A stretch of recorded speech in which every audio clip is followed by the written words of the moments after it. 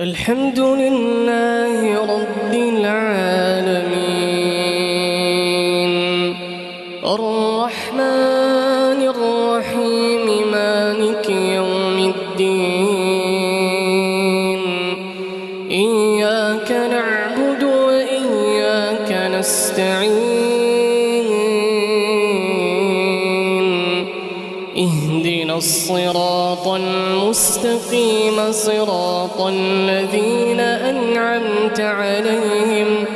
غير المغضوب عليهم ولا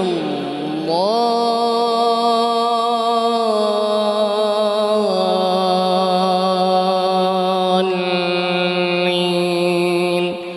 آمين.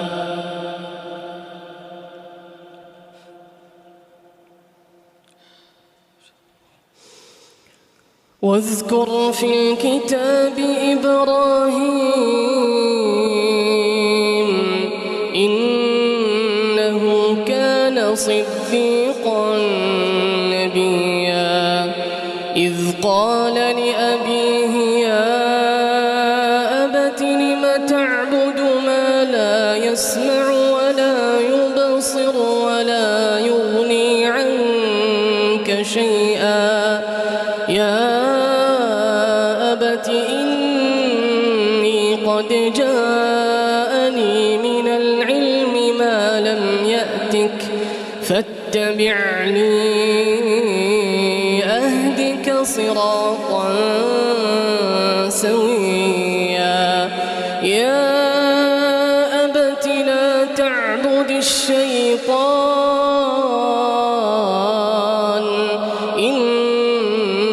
الشيطان كان للرحمن عصيا يا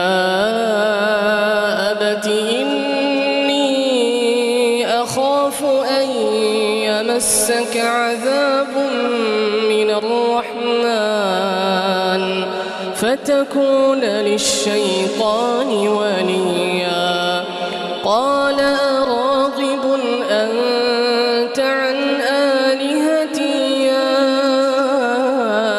إبراهيم لئن لم تنته لأرجمنك واهجرني مليا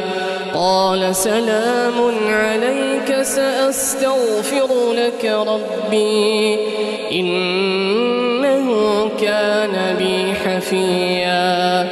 وأعتزلكم وما تدعون من دون الله وأدعو ربي عسى ألا أكون بدعاء ربي شقيا فلما اعتزلهم وما يعبدون من دون الله وهبنا له إسحاق ويعقوب وكلا جعلنا نبيا ووهبنا لهم من رحمتنا